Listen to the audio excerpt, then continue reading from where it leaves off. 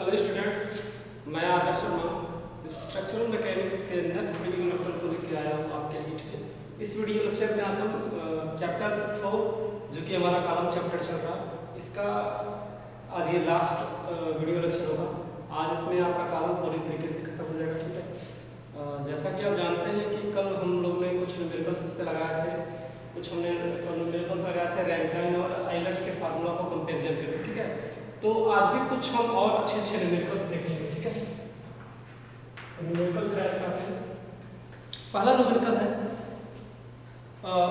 इसको नोट करिएगा, निम्न में से कौन सा कॉलम अधिक मजबूत होगा। ठीक है, ये दो कॉलम के बीच में कंपैरिजन दिया है। एक कॉलम जो 50 सेंटीमीटर लंबा है तथा जिसकी वर्गाकार काट है।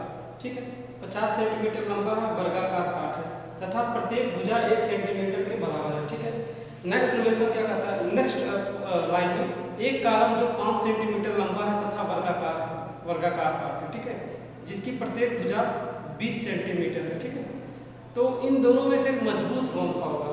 तो पहला वाला जो केस दे दिया गया है, यहाँ पे पहला कॉलम और यहाँ पे दूसरा कॉलम, इस तरह के दो कॉलम दिए गए हैं।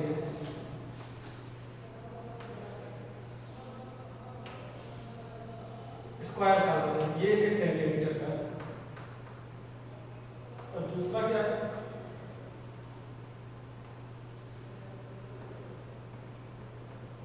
20-20 सेंटीमीटर का है। ठीक है, तो इसमें पूछ रहा है इन दोनों में ज्यादा मजबूत कौन सा होगा। ठीक है, पहले वाले की लंबाई दे रखी है L1 बराबर 50 सेंटीमीटर, 50 सेंटीमीटर। L2 क्या दे रखी है, L2 दे रखी है 5 सेंटीमीटर, L2 आपका 5 सेंटीमीटर दे रखी है। ठीक है, तो इन दोनों में ये फाइंड करना है कि इन दोनों में से ज्यादा मजबूत कौन सा होगा। बिल्कुल आसान फार्मूला है, इसके लिए क्या करना है, P1 निकालना है, P2 निकालना है। P बराबर क्या होता है, P बराबर क्या होता है, पाई स्क्वायर EI और LE का स्क्वायर। ठीक है, इसमें ये कहने दे रखा है कि इसकी लंबाई जो है वो फिक्स है कि क्या है, क्या कोई कंडीशन नहीं दे रखा है। हम मान लेते हैं ये हमारा P1 है, ये हमारा P1 है, तो यहाँ से क्या हो जाएगा, पाई स्क्वायर E के बारे में कोई जिक्र नहीं किया तो E की वैल्यू E लिखेंगे। ठीक है, I1 क्या हो जाएगा, यहाँ से I1 यहाँ से क्या हो जाएगा, पाई बाई 64 D के पावर 4। तो इसको क्या करते हैं, मिलीमीटर में बदल देते हैं, 0.1 मिलीमीटर, और ये 50 क्या हो जाएगा, 500 मिलीमीटर। सॉरी, ये सेंटीमीटर में है ना, 10 मिलीमीटर हो जाएगा, 10 मिलीमीटर जाएगा। तो यहाँ पे क्या हो जाएगा, 10 टू द पावर 4। यहाँ से I की वैल्यू आ जाएगी लगभग, I की वैल्यू आपकी याद आ रही है, सॉरी ये तो मैं कॉलम का फार्मूला लगा दिया।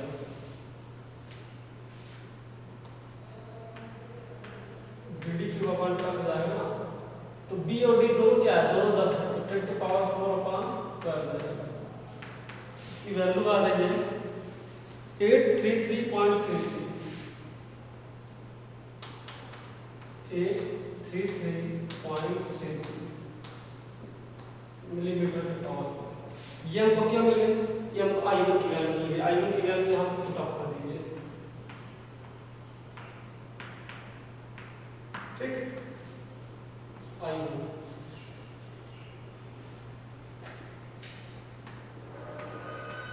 ये 500 का स्क्वायर, यहाँ से P1 हो जाता है। P1 कैलकुलेट करिए कितना आएगा, P1 की वैल्यू आ रही है 0.0328।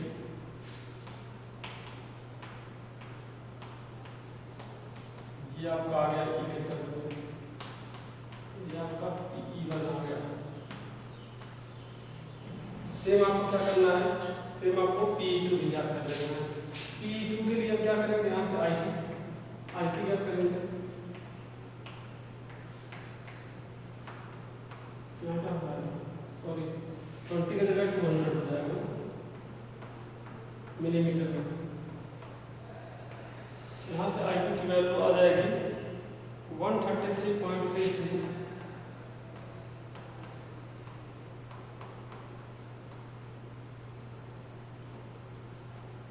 ठीक, यहाँ से P2 हम क्या लिख सकते हैं, पाई स्क्वायर I2 और यहाँ से L2 का स्क्वायर, यहाँ से आप L1 कर दीजिए इसको। ठीक, पाई स्क्वायर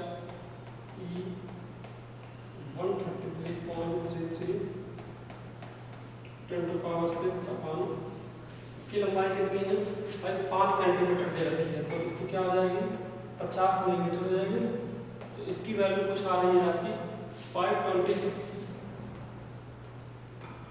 × 10⁻603 ये आपका आ गया PE2। तो आप देख सकते हैं कि दोनों वैल्यू कितनी आसानी से निकल गए। तो इसमें क्या कर सकते हैं, जो दूसरा कॉलम है, ये दूसरा कॉलम ये क्या करेगा, ये ज़्यादा भाग से आ सकता है किसकी अपेक्षा, पहले की अपेक्षा। तो आप ये स्टेटमेंट लिख दीजिएगा कि इसमें से जो दूसरा कॉलम होगा PE2 क्या होगा, ये ज़्यादा स्ट्रॉन्गर होगा। तो यहाँ पे आप लिख लीजिए PE2 is more stronger than PE1। PE2 क्या होगा, ज़्यादा मजबूत होगा PE1। इसको नोट डाउन कर लीजिए, इसको नोट डाउन कर लीजिए।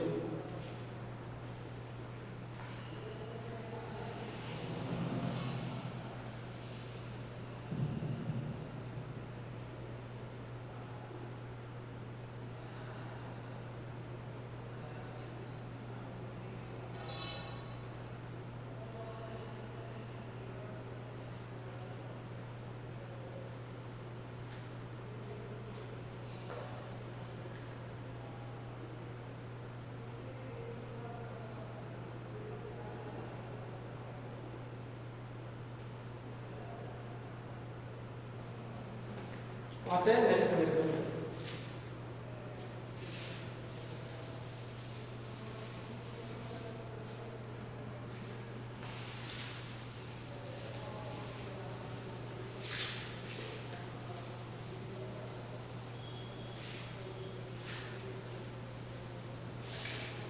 चलिए नेक्स्ट मेरे का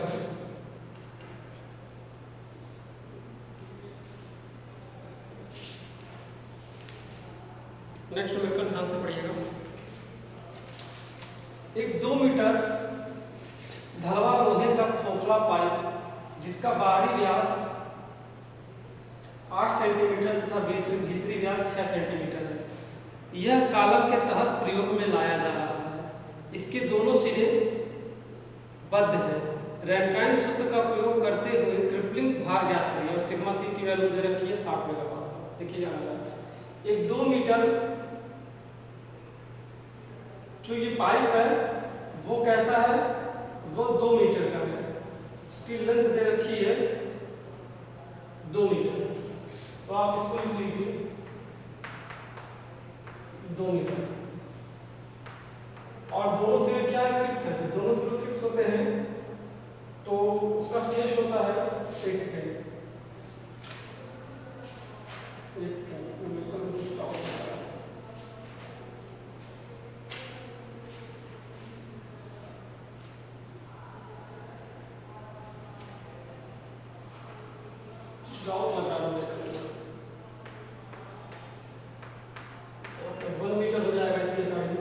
ठीक है, अच्छा करके देखते हैं। एक ही वैल्यू दे रखी है 1/1600, सिग्मा सी की वैल्यू दे रखी है 60 न्यूटन पर मिलीमीटर स्क्वायर। ठीक है, चलिए करके देखते हैं। और डायमीटर है, सीधे हमारा कॉलम है,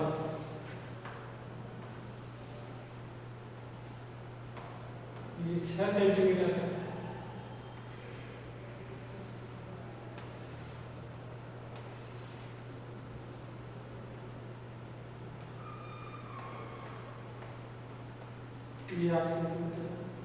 ठीक, तो हमको रैनकाइन फार्मूला याद करना है। रैनकाइन फार्मूला होता है कि व्यास equal to sigma c multiplied by a 1 plus l e upon k का होल स्क्वायर। ठीक, तो आपको सिग्मा सी चाहिए होगा, के चाहिए होगा, के के लिए आई चाहिए होगा और ए चाहिए होगा।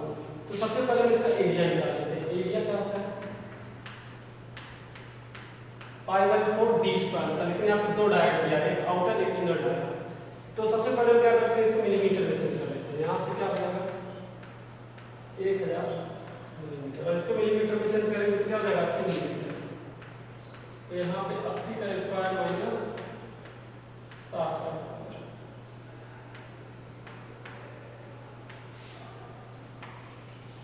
यहाँ से एरिया आ जाएगा, एरिया हमारा लगभग आ जाएगा 200 मिलीमीटर स्क्वायर। एरिया आ गया, तो मोमेंट ऑफ इनर्शिया क्या होता है? पाई बाई 64 डी के पावर 4 होता है, लेकिन यहाँ पे 2 डी दिया गया। तो सेम इसी तरह 80 के पावर 4 माइनस 60 के पावर 4, 80 के पावर 4 माइनस 60 के पावर 4। तो यहाँ से हमारा आई भी आ जाएगा 137.44 into 10 to the power 4।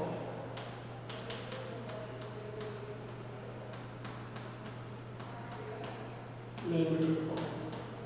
अब जब ये हमारा आ जाएगा तो K equal to I by a होता है। हम यहाँ से क्या कर सकते हैं, ये आई हो गया, ए की वैल्यू क्या है 200, अंडररूट में आई बाई ए होता है। तो यहाँ से हमको K का वैल्यू मिल जाएगा 25।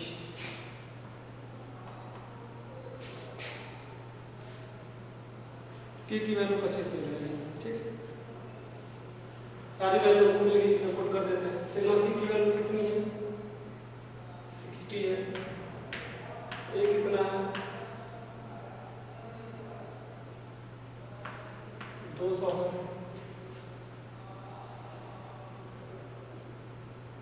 ठीक,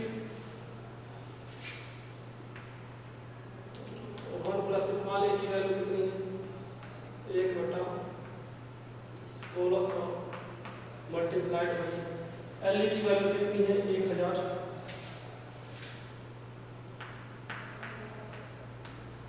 बटे 25 का होल स्क्वायर।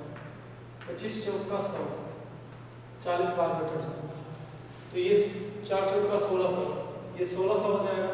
देख लीजिए 6 दूना 12, ऊपर ये हो जाएगा, यहाँ पर हो जाएगा 1 प्लस ये 4 दूना 4 चौका 16, 1600 बटे 1600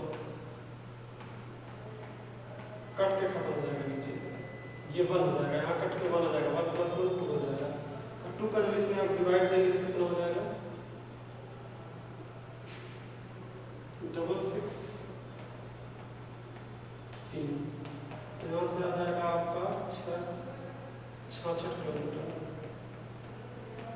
ये आपका न्यूटन हो जाएगा।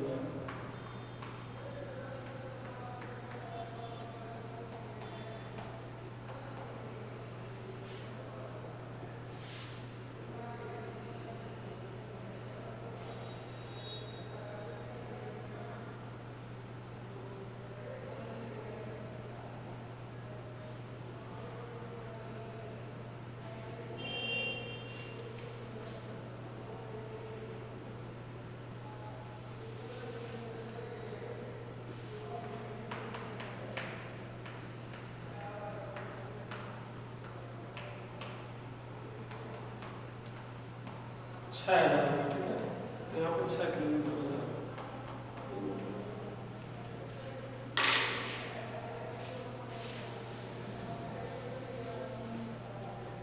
ठीक,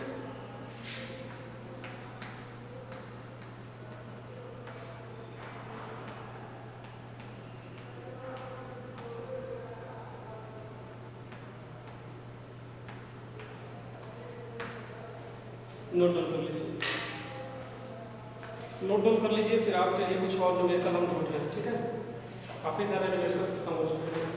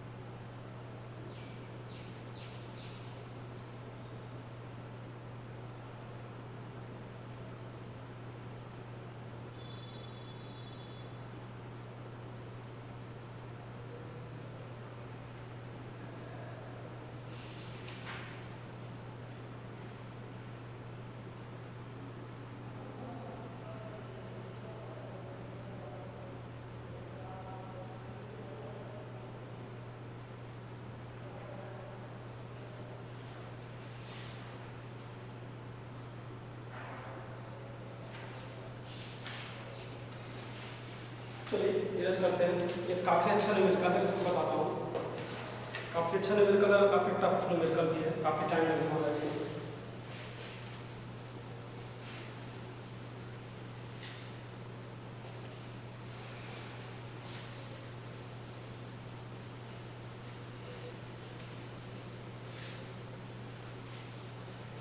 ठीक है, न्यूमेरिकल ध्यान से पढ़िएगा आप लोग।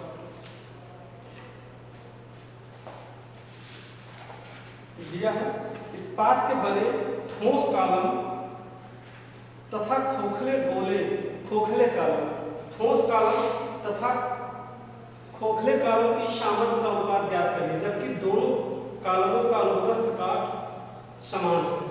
ठीक है, खोखले कॉलम का भीतरी व्यास दे दिया गया है 1/2 गुणे बाहरी व्यास। ठीक है, कॉलम के दोनों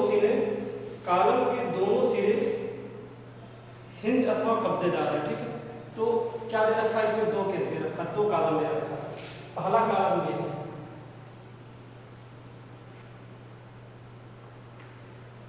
पहला कॉलम ये है। तो मान लेते हैं इसकी डाया जो है, इसकी डाया हम क्या मान लेंगे, कैपिटल डी। ठीक, दूसरी खोखला कॉलम दे रखा है।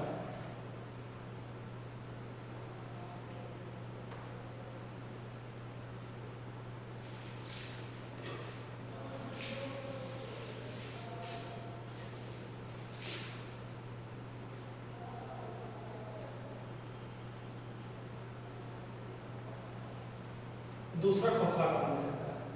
तो खोखले कॉलम का ये हम मान लेते हैं, ये हमारा D2 है।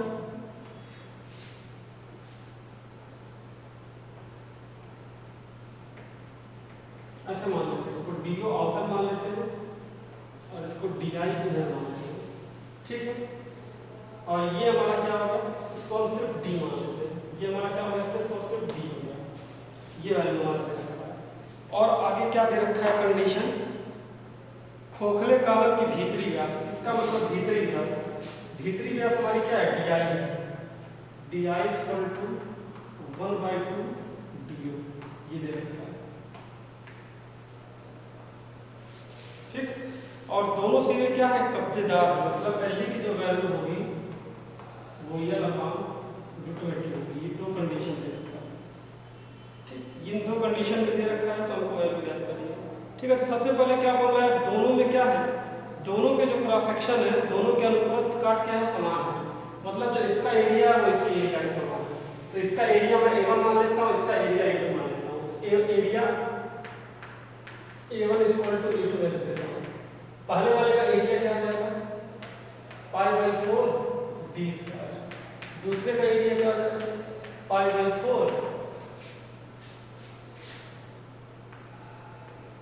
DO का स्क्वायर माइनस DI का स्क्वायर। ठीक, π/4। यहाँ पर कंडीशन क्या रखा है, DI बराबर हाफ DO दे दिया है। DO का स्क्वायर माइनस यहाँ पे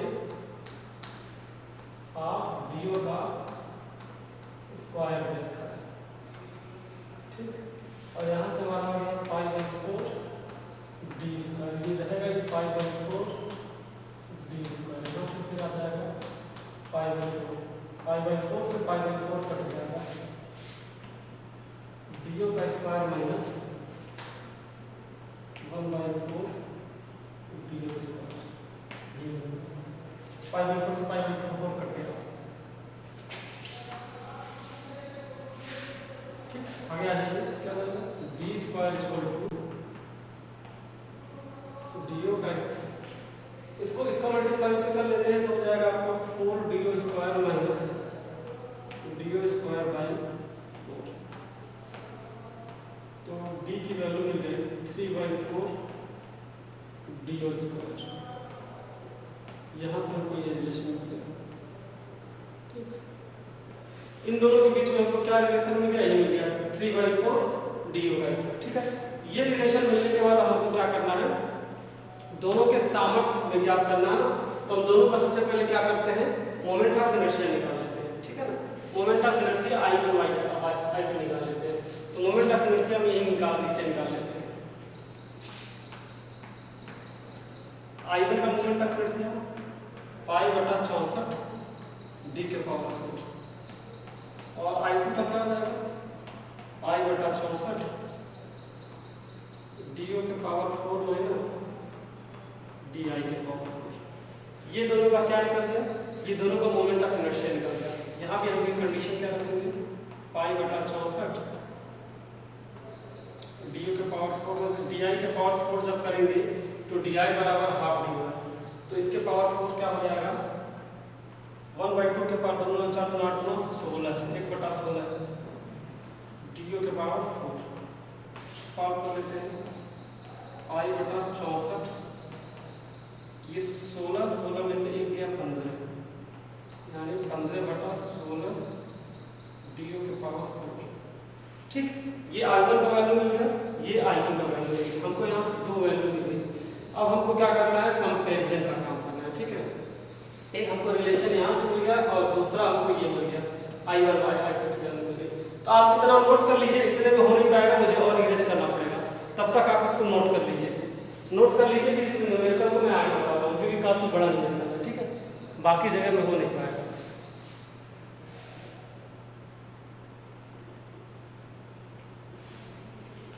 काफी आसान न्यूमेरिकल है, कॉम्प्लिकेटेड है, आसान है। क्या बोला है, इन दोनों के सामर्थ्य को बताना है। इसका डाया डी दे रखा है और इसका डाया क्या दे रखा है, अंदर का डी आई बाहर का डी है। मतलब मैंने मान लिया है दोनों का एरिया समान होगा, समान मैंने लगा कि ये रिलेशन मैंने पा लिया। ठीक है, ये रिलेशन मैंने पा लिया, लेकिन इसने क्या बोल रखा है कि जो अंदर का डाया है वो क्या है बाहरी का आधा है। तो मैंने वो फार्मूला लगा के हम ये सारी चीजें ज्ञात कर ली, I1 Y2 ज्ञात कर ली। ठीक है, अब मैं इसको इरेज करता हूँ इस वाले पूरा।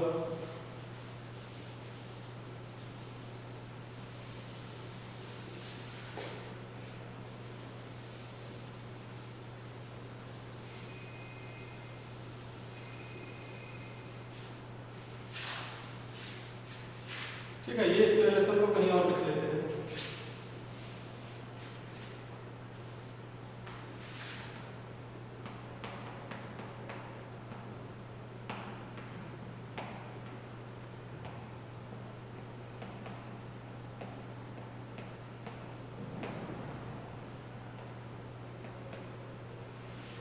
तो हमको रिलेशन किसके बीच में बोल रहा है,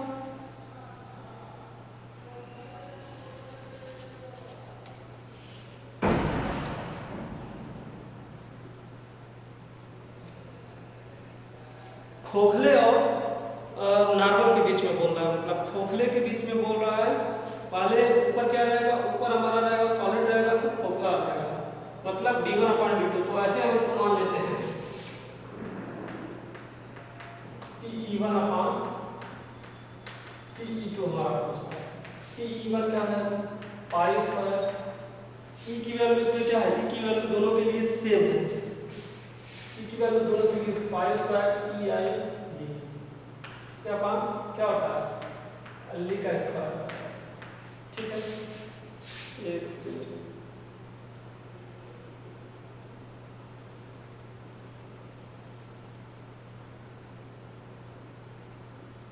दोनों में क्या दे रखा है, दोनों में लेंथ समान दे रखा है, दोनों का लेंथ समान दे रखा है। ठीक है, दोनों का लेंथ भी समान है, तो यहाँ पे हम क्या ले लेंगे Le1 = Le2, दोनों का लेंथ भी समान है, तो हम Le की जगह बस ये लिख देते हैं। ठीक है ना, दोनों का लेंथ समान है तो हम क्या करते हैं = L मान लेते हैं। ठीक है, ये आपका पहला हो गया। दूसरा क्या होगा पाई स्क्वायर EI2/L²। तो इसको हम एक्सपेंड कर लेते हैं, कैसे होगा pi square EI1/L² multiplied by L² pi square EI2। इससे ये कट जाएगा और इससे ये कट जाएगा, यहाँ से बच गया I1/I2। I1 की वैल्यू क्या है पाई बटा 64 डी के पावर 4 I1, और बटे में क्या है, बटे में हमारा I2 है पाई बाई 64 15/16 डी की पावर। ठीक है, अब हम इसको जब सही से लिखेंगे तो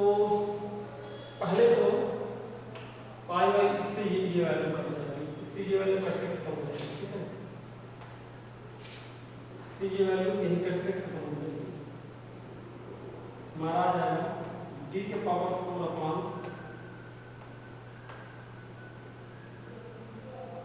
15 डी के पावर 4 अपॉन ऊपर क्या जाएगा 16 हो जाएगा।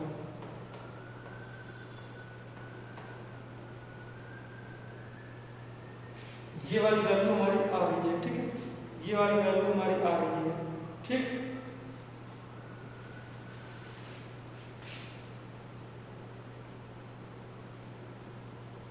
एक सेकंड,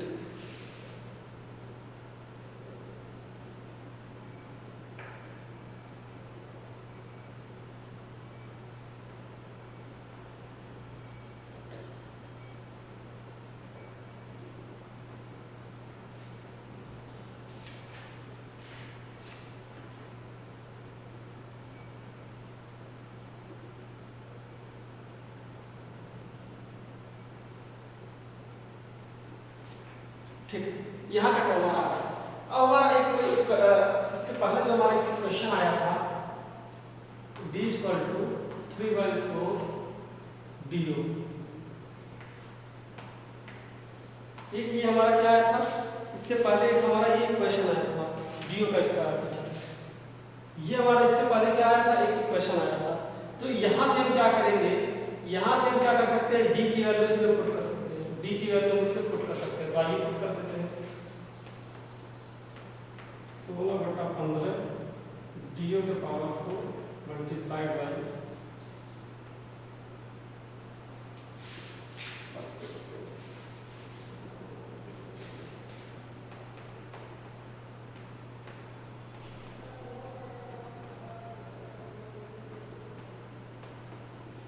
ठीक है। अब इसके पावर जब हम 4 करेंगे, इसके पावर हम क्या करेंगे, 4 करेंगे, तो 8 हो जा रहा है, कटेगा नहीं, कुछ गड़बड़ हो रहा है क्या, एक सेकंड,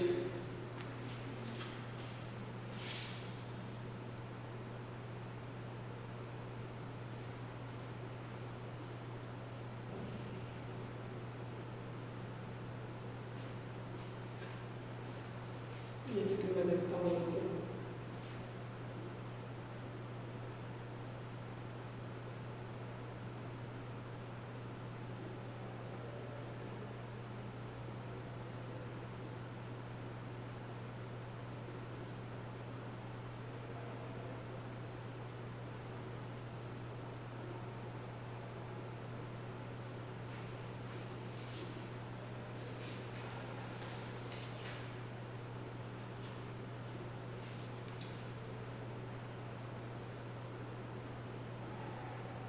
ठीक है, ये डी स्क्वायर की वैल्यू थी, ठीक है, डी स्क्वायर बराबर क्या था, 3/4 DO का स्क्वायर, ठीक। अब है, अब हमको इसका क्या करना है, इसका पावर 4 करना है,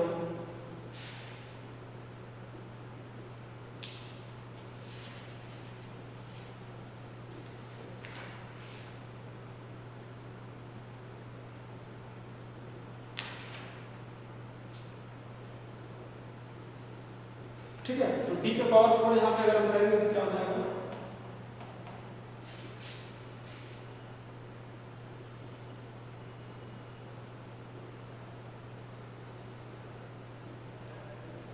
यहाँ पे यानी 2 पावर हम और बढ़ा होगा, 9 16 d के पावर हो जाएगा ना, ठीक। तो यहाँ पे हम लिख देंगे 9/16 DO के पावर 4, DO के पावर 4 से DO के पावर 4 कट जाएगा, 16 से 16 कट जाएगा, यहाँ से वैल्यू आ गया 9/15, तो 3 से 3 त्रिका 9,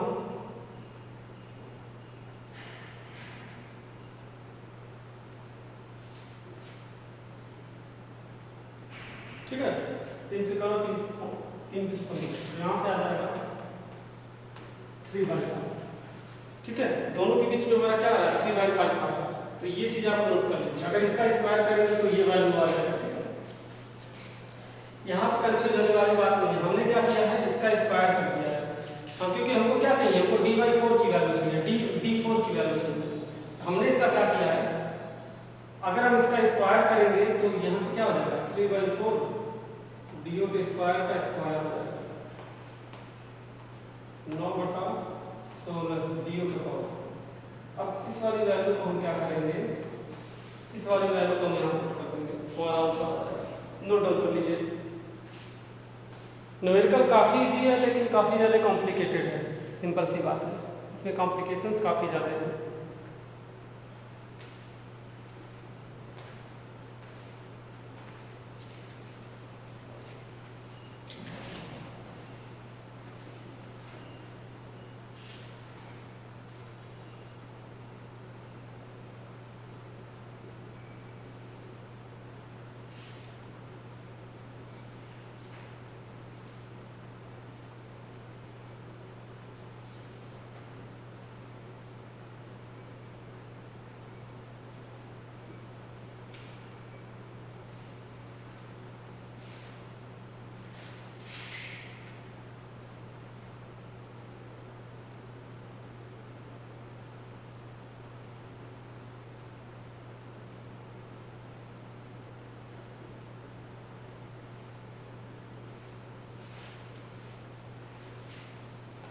चलिए इसको जल्दी जल्दी नोट करिए। एक न्यूमेरिकल और बचा लगवा देते हैं, फिर उसके बाद पूरा कहानी खत्म। चलिए इरेज करते हैं।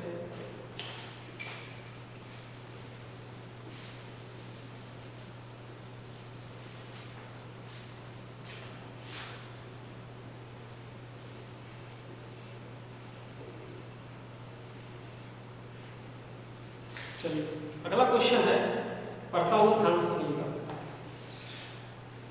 50x50 वर्गाकार काट के 2.5 मीटर लंबे स्ट्रट के लिए बंकन भार की गणना करिए। यदि इसका एक सिरा बद्ध तथा दूसरा सिरा मुक्त हो और ई का वैल्यू जो दिया वो 14 किलोन्यूटन पर mm स्क्वायर दिया गया है, ठीक है। तो गणनाओं में आप क्या संशोधन करेंगे। यदि स्ट्रट की लंबाई 0.75 मीटर हो तो कास्ट का संदलन मान सिग्मा सी की वैल्यू दे रखा है 28 न्यूटन पर mm स्क्वायर। रैनकाइन का मान ज्ञात करना है, मतलब ए की वैल्यू जो दी गई है वो दे दी गई है, ठीक है।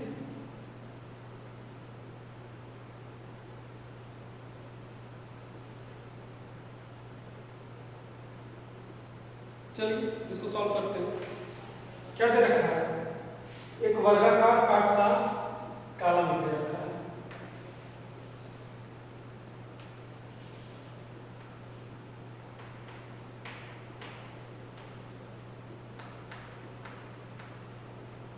फिफ्टी बाई 50, इसकी लंबाई क्या दे रखी है 2.5 मीटर।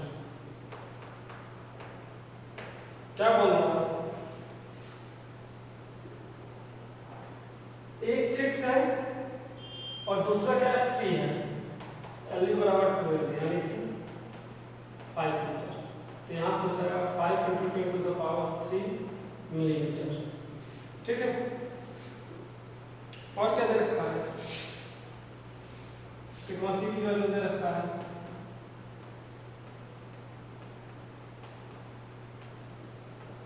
ठीक की वैल्यू दे रखा है,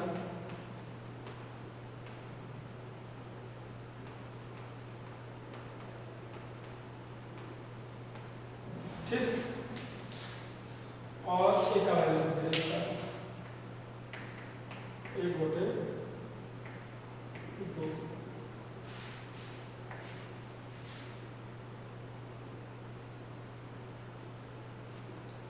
ठीक है।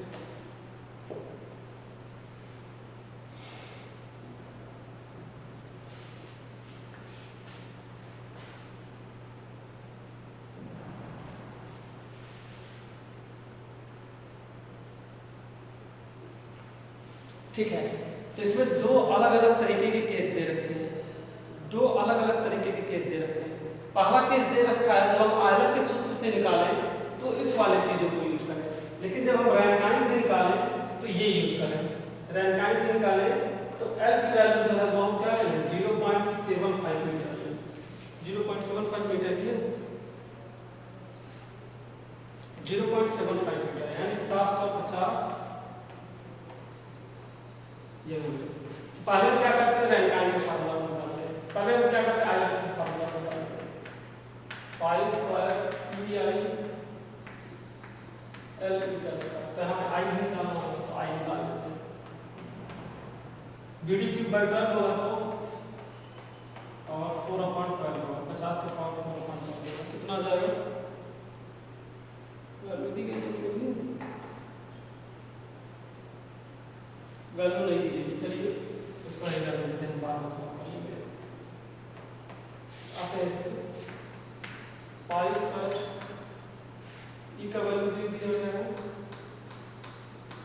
14,000, ये क्या दे रखा है 50 के पावर 4/12, एल ई की वैल्यू क्या आ गई है 5 × 10⁻3।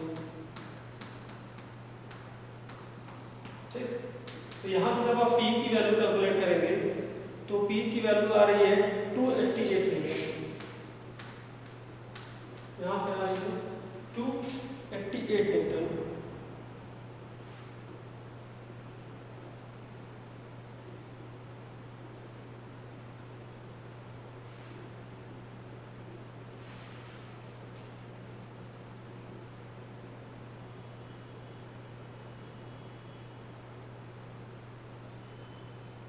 एक बार वैल्यू मैं कैलकुलेट कर लेता हूँ, मुझे डाउट लग रहा है बुक में गलत वैल्यू दी गई है, मैं कैलकुलेट कर लेता हूँ। Pi multiplied by pi multiplied by 14123, ठीक है, मल्टीप्लाइड बाई ये टोटल ऊपर की वैल्यू है, ठीक है,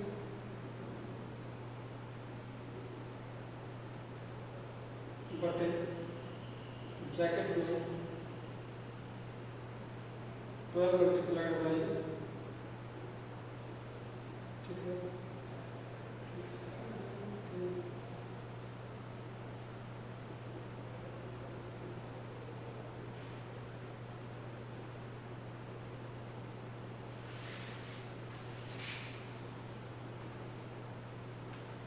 ये वैल्यू आ गई। तो क्या है 288 किलोमीटर, ये हमारी क्या है, ये हमारी पी की वैल्यू।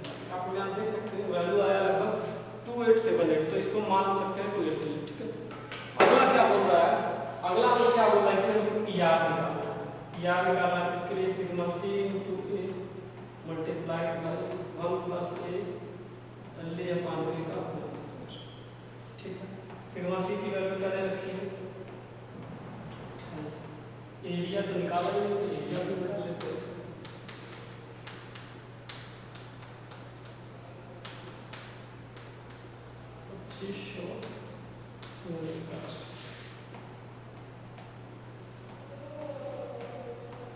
वन प्लस स्मॉल की वैल्यू दे रखी है 1/2 मल्टीप्लाइड बाई एल की वैल्यू हम क्या लेंगे, एल की वैल्यू हम लेंगे 0.75 यानी 750 एल अपान के। अब हमको यहाँ पे के निकालना पड़ेगा, के की वैल्यू क्या होती है, के की वैल्यू क्या होती है I/A होती है, ठीक है, I/A होती है। तो I/A के लिए हम क्या करेंगे, के इक्वल टू I/A निकाल सकते हैं। I की वैल्यू क्या दे रखी है,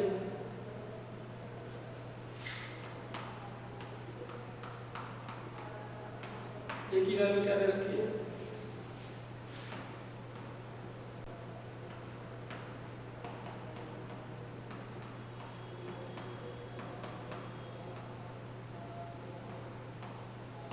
देखते हैं के का वैल्यू उसने कैलकुलेट किया है, जी हाँ 208.6।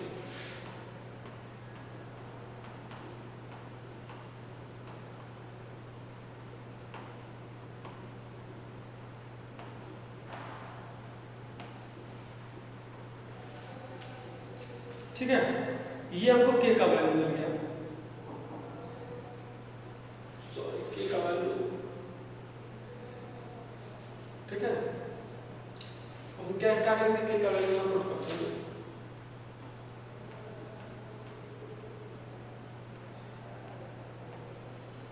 तो ये हमको के स्क्वायर का वैल्यू दिया, ये हमको के के स्क्वायर का वैल्यू दिया तो यहाँ पे क्या हो जाएगा एल स्क्वायर, ठीक है। तो के स्क्वायर की वैल्यू ये दे रखा है, तो ऊपर वाले का हम क्या करेंगे, एक बार और स्क्वायर कर देंगे।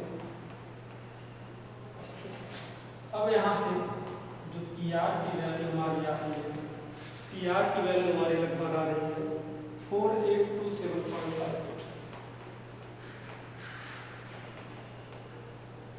पी आर ये तो हो जाएगा पी आर बराबर 4.82। आप इसमें से देख सकते हैं किसकी वैल्यू ज़्यादा आ रही है, इसकी वैल्यू ज़्यादा आ रही है। जो हमारा रैंकाइन नंबर है इसकी वैल्यू कम आ रही है, तो आप देख सकते हैं P is greater than PR load. Stability ज़्यादा किसका होगा, स्टेबिलिटी ज़्यादा किसका, नोट कर लीजिए, ठीक है। आपका आज पूरा कालम चैप्टर खत्म हो गया। कालम में ऐसे कोई न्यूमेरिकल्स नहीं है जो आपको परेशान कर सकते हैं किसी भी प्रकार के, जितने भी टाइप्स के न्यूमेरिकल हो सकते थे मैंने आपको सारे टाइप्स के न्यूमेरिकल लगवा के बता दिए हैं, ठीक है। ये चैप्टर आपका पूरे तरीके से आज खत्म होता है, ठीक है। इसको आप नोट कर लीजिए।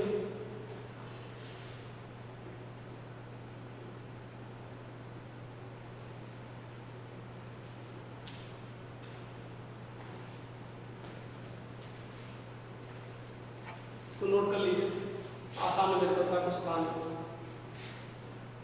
बस इसमें दो कंडीशन है लिखा था। पहले कंडीशन वो दिया था कि जो एल डी की वैल्यू है वो हम 2.5 लेंगे, यानी 2500 जो भी आ रहा मतलब हमारा 2500 मिलीमीटर था। तो पहले वाले में क्या बोल रखा था, बोल रखा था एल डी की जो वैल्यू है 12 लेके चलेंगे। तो ये वाला केस क्या है, सिर्फ पहले के लिए अप्लाई होगा, दूसरे के लिए अप्लाई नहीं करेंगे। दूसरे में क्या बोल रखा है कि आप 0.75 लेके रैंकाइन से सॉल्व करिए और देखिए दोनों में क्या फर्क आ रहा है। तो मैंने आपके लिए चीजें दिखाई है।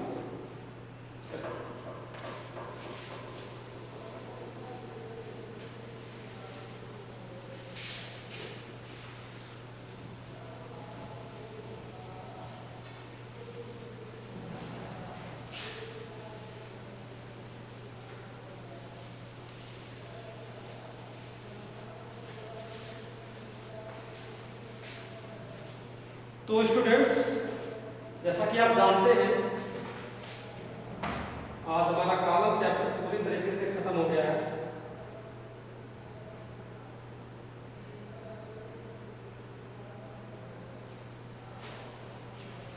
आज हमारा कॉलम चैप्टर पूरी तरीके से खत्म हो गया है। तो नेक्स्ट वीडियो लेक्चर जब भी होगा, नेक्स्ट वीडियो लेक्चर में हम आपको स्लोप एंड डिफ्लेक्शन के बारे में पढ़ेंगे, ठीक है। स्लोप एंड डिफ्लेक्शन काफी टफ चैप्टर है और थोड़ा सा उसमें टाइम भी ज़्यादा लगेगा। कॉलम काफ़ी छोटा चैप्टर था, काफ़ी कम टाइम में खत्म हो गया, 1 हफ्ते 1.5 हफ्ते में खत्म हो गया और आप लोग को ज़्यादा दिक्कत भी नहीं हुई होगी। कॉलम में काफ़ी इजी फार्मूले है, एक ही कॉन्सेप्ट है, उसी में चलना है, ज़्यादा दर्द का कॉन्सेप्ट नहीं है। एक आइलर्स का कॉन्सेप्ट है, एक रैंकाइन जी का कॉन्सेप्ट है। इन्हीं दो कॉन्सेप्ट पे आपको चलना है और जो न्यूमेरिकल्स आते हैं वो बिल्कुल सिंपल आते हैं, बस फार्मूले का यूज करके ही न्यूमेरिकल्स को सॉल्व करना है, इसमें ज़्यादा टेढ़ा मेढ़ा इधर उधर का काम नहीं है। लेकिन स्लोप एंड डिफ्लेक्शन आपका थोड़ा सा टफ पड़ता है, तो उसमें काफ़ी सारे मेथड दिए गए हैं, काफ़ी सारी विधि दी गई हैं जिनसे हम स्लोप एंड डिफ्लेक्शन के वैल्यू को फाइंड कर सकते हैं। तो वो चीज़ें फिर हम आपको काफ़ी अच्छे ढंग से बताने वाले हैं, ठीक है ना। तो तब तक के लिए स्टूडेंट्स चलते हैं, फिर नेक्स्ट वीडियो लेक्चर में आपको मिलेंगे।